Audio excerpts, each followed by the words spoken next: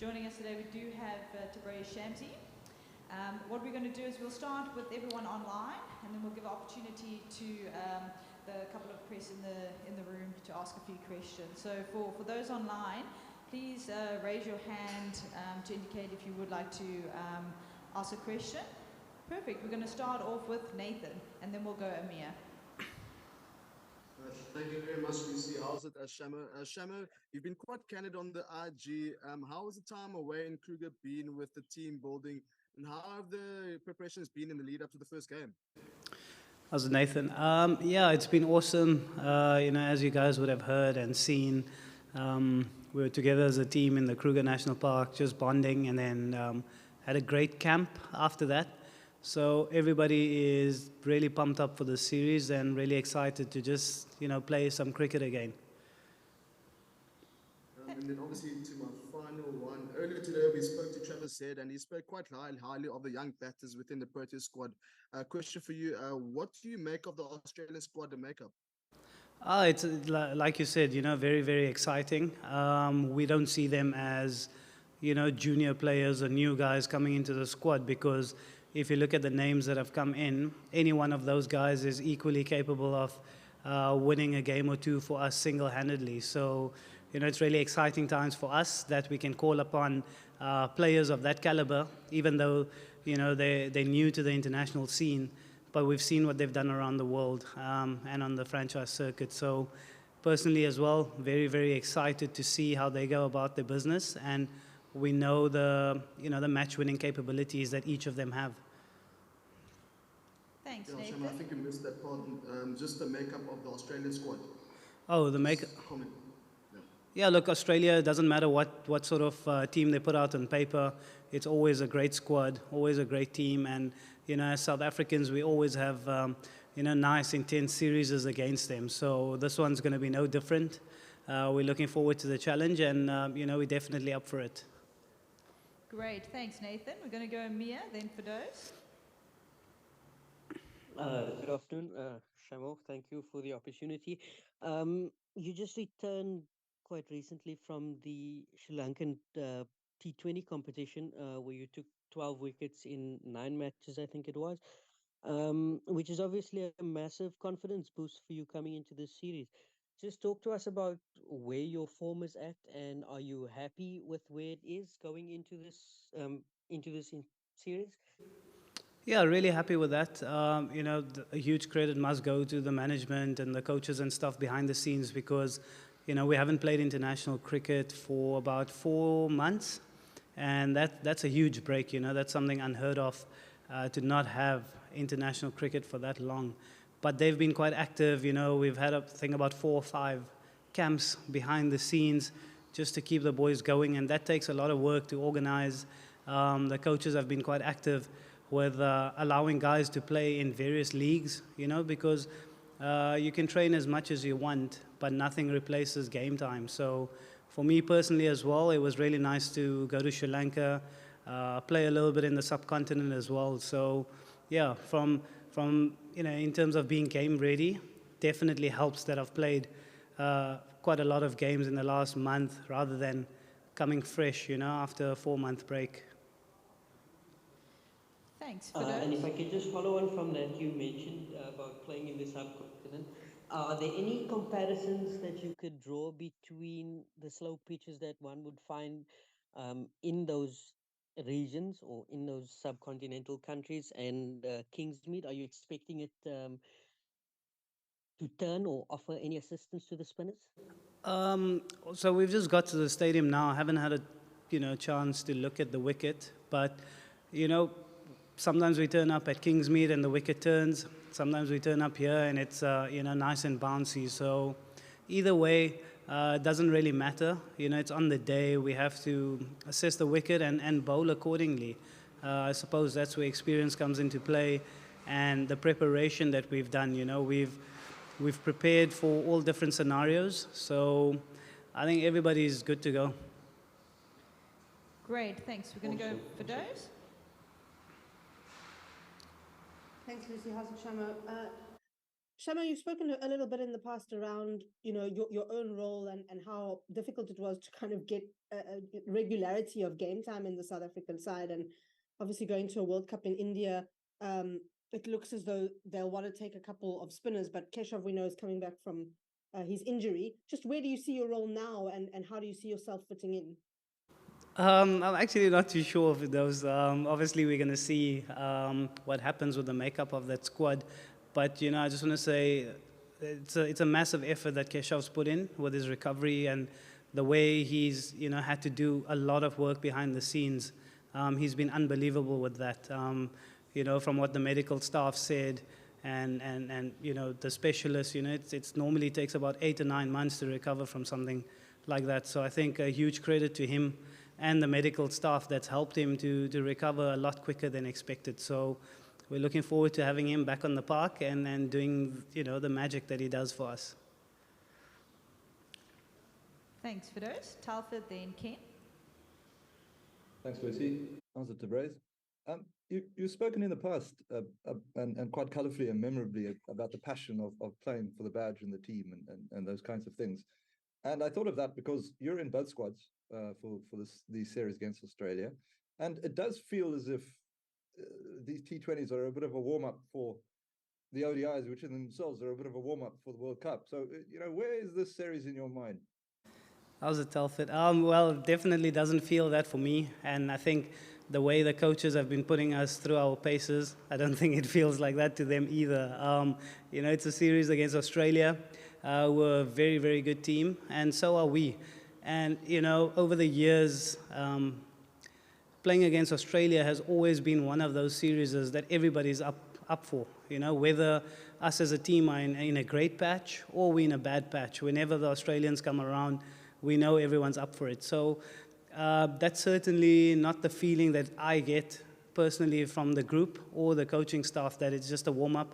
Like I mentioned, the new guys that have come in have potential to win games. It's not a case of just resting guys and giving guys caps just for the sake of it. I think from our side, we're definitely here to win the series, and the preparation's shown that. And I don't think we can't ignore the World Cup. Of course, it's a big thing and it's coming up, but it hasn't felt like the T20 series is just a warm-up or we just got to get through it. That's as honestly and as best as I can explain what the feeling is in the camp. Thanks, Talford. Keith? Thanks, Lucy. How's it, Tabraiz? Nice to see you again. Tabraiz, historically, Australia have always been quite aggressive in playing against spin. How good preparation is this series going to be for the World Cup, where I guess on generally, everyone expects it to be pretty flat pitches. So, I think most teams will try and attack spin there as well, won't they? Yeah, absolutely. I think any opportunity we get to play, so whether it goes well for you, that's just my belief. If it goes well for you, there's a lot of positives you can take from it. And even if it, a game or two doesn't go your way, I think you learn a lot of lessons from that, especially from the bad games. It's you pick up on points and mistakes that you've made so that you can ensure that, come the big crunch games in the World Cup, you don't repeat those mistakes. So I think it's a great opportunity for us to play against a good team like Australia, who's going to be challengers at the World Cup, to just pick on some knowledge, while we're going along the way. We've got 8 games against them, so that's going to be awesome. And, South African team, you mentioned that Australians like to play hard, and so do we. So I think that's what brings the best out of both teams, when we play against each other. And it's going to be spicy, it's going to be exciting, and that's the way we like to play our cricket as well. Thanks, Ken. Percival? Thank you so much, Lucy. Good afternoon, Tabraiz. I was going to ask you, you reminded me now that you guys have played international cricket 4 months ago. Is that a concern heading into the big showpiece? I know your focus is now on this T20 series, but as part of your preparation for the showpiece in India, is that not a concern for you guys that haven't played any international cricket so far, so for such a long time? I think there's pros and cons to that. As we can see, with Australian guys who have been playing a lot of cricket, they've got a number of guys that have injury concerns where we don't necessarily have that sort of a problem.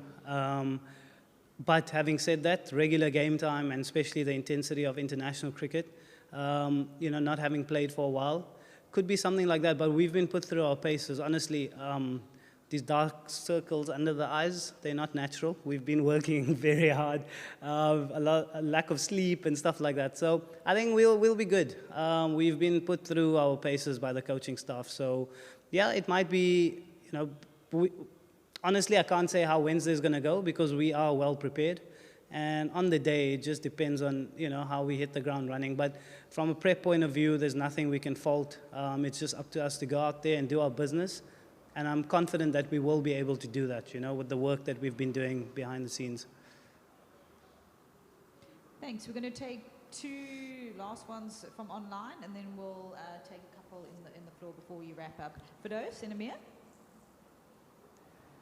Shanna, I just want to ask you about this break. I mean, I know you were in Sri Lanka, and obviously there was a lot of other tournaments that guys have been playing in. Can you just explain how you go about sort of managing, how much you look to play when you're going to have so many months off, or like do you spend time maybe working on other things like whether it's fitness or skills, or just what have you been doing? Yeah, so it's a catch-22. Obviously with the way the cricket calendar moves now and with international cricket as well, there isn't much time to do those other things like you mentioned. So that's definitely like a welcome break in that sense. You can focus on things that you possibly cannot focus on because you're playing every third day or every second day. So at the beginning it's quite nice, but then you start missing it, So in that sense, it's been awesome that guys have been able to go and play league cricket around the world. And for me personally as well, like I mentioned, it was nice to be able to go to Sri Lanka. You can train as much as you want. It can't replicate game time. So 4 months is a bit extreme. It's something that I've never experienced. I'm sure most of the other guys also haven't experienced. That sort of thing only comes when you have like a long-term injury. So yeah, I think from that point of view, we struck a good balance because in those long periods where we didn't have any league cricket or international cricket, the coaching staff and the management have had all these camps, There was a couple in Durban, there was a couple of camps in Pretoria. So from that point of view, I think the guys got to get away from the game, but also not for an extended period of time. Thanks, Firdaus. Amir? Thank you for that. Shama, I was listening to some of your responses, and you mentioned quite a few times about the younger players who have come in and can win games, if given the opportunity. As one of the more senior members of the group, can you give us some insight into your approach in assisting the newer crop of Proteas who have joined the national setup recently? Given the fact that everybody has their own unique way of imparting knowledge onto the next person. Thank you. Yeah, absolutely. That's what comes as part and parcel of, having been around the setup for a little while. Your role is not necessarily only on the field, it's also the off-the-field stuff. So the way I like to go about my business is just encouraging guys and, making sure the change room is happy, cracking a joke or two here and there, and making things quite light-hearted. Our national team, the environment is awesome in the sense that whether the guys are on their first tour or they've been here for years, everybody has the same voice. Everyone's, open to be themselves, and we actually encourage that.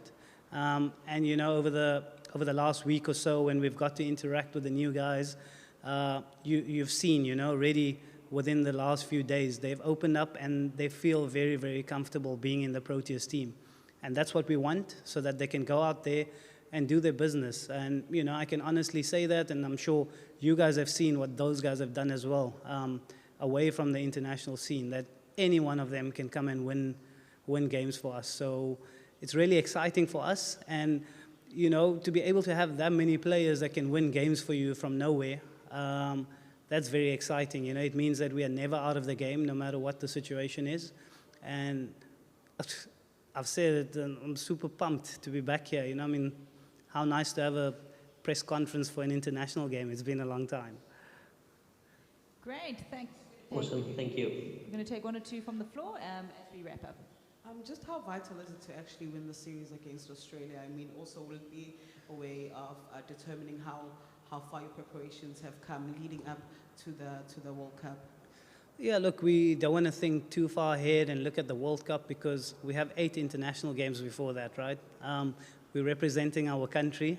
We're representing the hopes of the people. You know, just because it's a World Cup coming up, I'm sure the people are not going to be happy if we lose 8 games in a row. And we're fully aware of that. And as players as well, you know, the World Cup comes when it comes.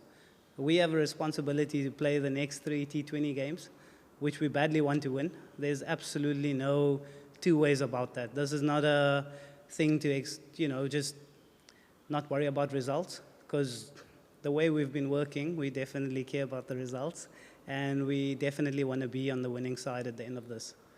You also mentioned that you haven't played a lot of international games, whereas Australia is one country that plays a lot of games. Do you see yourselves coming in as underdogs? No, absolutely not. Why would the South African cricket team be underdogs against anybody? Look at the quality in our change room. Look at the quality of players we have. We've rested a few of our senior players, so to speak, and mainstay players, yet the guys that have come in are not the weak links, So, no, absolutely not. No matter who the opposition is, no matter how good they are, we respect them, but we are not underdogs against any team in the world. Great, going to take one last question. Shamsi, this is a year for women, and Cricket South Africa has come up with a game changer to come up with a domestic league for women. How exciting it is for you guys to see your counterparts, ladies, getting the same support that you've been getting for years. Oh, absolutely. Like you said, it's a game changer. You cannot improve if you're not playing cricket, right? So it's amazing to see that, Cricket South Africa has been able to work out something where the ladies get more game time. And, I mentioned a little bit earlier here, whether you play well or things don't go well for you in the game, you're always getting better, because even if you don't play well, you take lessons from it. And you can't get that in the nets. Of course, you can get better in the nets, but the more the ladies play, the more they're going to improve, the more they're going to be put under match situations, so that one day when they step up and play for our Proteas ladies team, they've got that experience to fall back on. So honestly, really, really, chuffed with what Cricket South Africa has been able to do with that, and I hope that it, grows and goes stronger and stronger in the future. Great, thank you very much, and thanks for those online who have joined us today. We'll see you tomorrow with Eda Markram. Thanks, guys.